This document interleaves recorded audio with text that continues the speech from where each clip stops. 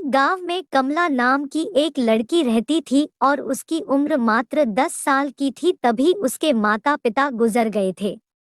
कमला अपनी दादी के साथ रहती थी। जब भी कमला दादी को पूछती कि उसके माता पिता कहाँ है, तो दादी हमेशा कमला को कहती, आसमान में जो तारे दिख रहे हैं उनमें से ही तुम्हारे माता पिता है। रोज रात को कमला तारे देखती और अपने माता पिता को याद करके उनसे बात करती।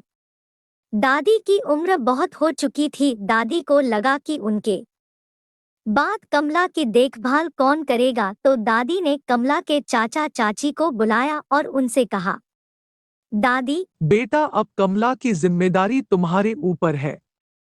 मैं अब कुछ ही दिनों की मेहमान हूँ। उम्मीद करती हूँ कि तुम कमला को रोड अच्छे से रखोगे। चाची, हाँ हाँ माँ, हम कमला को अच्छे से रखेंगे। और दादी कमला को उसके चाचा चाची के साथ भेज देती है। अब कमला चाचा चाची के घर चली जाती है।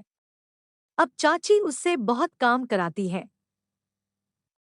और उसको कहती है, चाची, अगर तूने अपने चाचा को कुछ भी बोला तो कल से तुझे और भी ज्यादा काम करना पड़ेगा। अब कमला बहुत दुखी हो जाती है और अपने माता पिता को बहुत याद करती है। कमला बहुत रोती है, लेकिन चाची को कमला पर बिल्कुल भी दया नहीं आती। एक दिन रात को कमला बाहर बैठकर सितारे को देख रही होती है। उस दिन आसमान में एक ही सितारा होता है और जब कमला उस सितारे को देखती है तो कमला को लगता है जैसे उस सितारे से कमला की माँ बात कर रही है। और अचानक वह सितारा जमीन पर आ जाता है और उसकी माँ का रूप ले लेता है। कमला, माँ आप। माँ, हाँ बेटा, मैं। कमला, आप यहाँ कैसे आई माँ? और पिताजी कहाँ है? आप लोग मुझे छोड़कर कहाँ चले गए? माँ बेटा, हम कहीं नहीं गए, हम यही हैं, तुम्हारे पास। कमला, अब मैं आपको कहीं नहीं जाने दूंगी। आप मेरे ही पास रहोगी। माँ, नहीं बेटा, मैं तुम्हारे पास नहीं रह सकती, लेकिन मैं तुमको ये सितारा देकर जा रही हूँ। यह तुम्हारी हमेशा रक्षा करेगा। और इतना बोलकर कमला की माँ वापस आसमान में सितारा बन जाती है। कमला बहुत रोती है और रोते रोते बाहर ही सो जाती है। जब सुबह उसकी नींद खुलती है तो उसके हाथ में सितारा होता है। वह जल्दी से जाकर वह सितारा छुपा कर रख देती है। आज कमला का जन्मदिन होता है। चाचा कमला को बहुत प्यार करते हैं। वे कमला से पूछते हैं, चाचा, कमला बेटा, तुमको आज क्या चाहिए? आज तुम्हारा जन्मदिन है ना? कमला, हाँ चाचा, लेकिन मुझे कुछ नहीं चाहिए। लेकिन चाचा नहीं मानते और कमला को बाजार लेकर जाते हैं। उसे नए कपड़े और मिठाई दिलाते हैं। कमला बहुत खुश होती है, उसे बहुत अच्छा लगता है। लेकिन कमला की चाची को रोट ये सब बिल्कुल अच्छा नहीं लगता। जब कमला घर आती है तो चाची उस पर बहुत चिल्लाती है और उससे बहुत सारा काम करवाती है।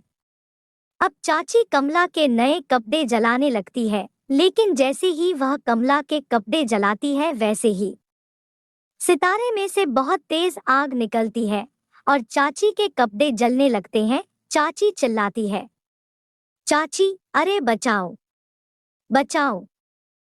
कमला आकर देखती है तो चाची के कपड़ों में आग लगी होती है। कमला जल्दी से पानी लेकर आती है और आग बुझती है और चाची की बहुत सेवा करती है।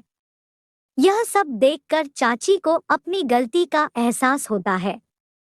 वह कमला को कहती है, चाची, मुझे माफ कर दो। मैंने तुमको बहुत परेशान किया है। और कमला को अपने गले लगा लेती है। कमला को समझ आता है कि यह सब सितारे ने किया है। कमला रात को सितारे से कहती है कि कमला, मुझे माँ से मिलना है इतना। कहते ही कमला की माँ उसके सामने आ जाती है। माँ, क्या हुआ बेटा? कमला, माँ आप ये सितारा ले जाइए। आज इसकी वजह से चाची को अपनी गलती का एहसास हो गया है। कमला की बात सुनकर माँ खुश होती है और उस सितारे को अपने पास रख लेती है और कमला को बहुत सारा प्यार करती है और वहां से चली जाती है। अब घर में सब बहुत अच्छे से रहने लगते हैं।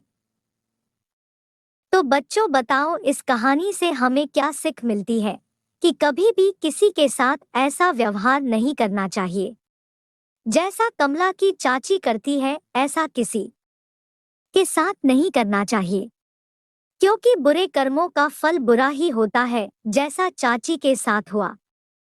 तो बच्चों बताओ, कैसी लगी मेरी कहानी? कहानी अगर अच्छी लगी हो तो मेरे वीडियो को ज़्यादा से ज़्यादा लाइक कीजिए एवं शेयर कीजिए और इस चैनल पर नए हैं तो चैनल को सब्सक्राइब कीजिए। धन्यवाद।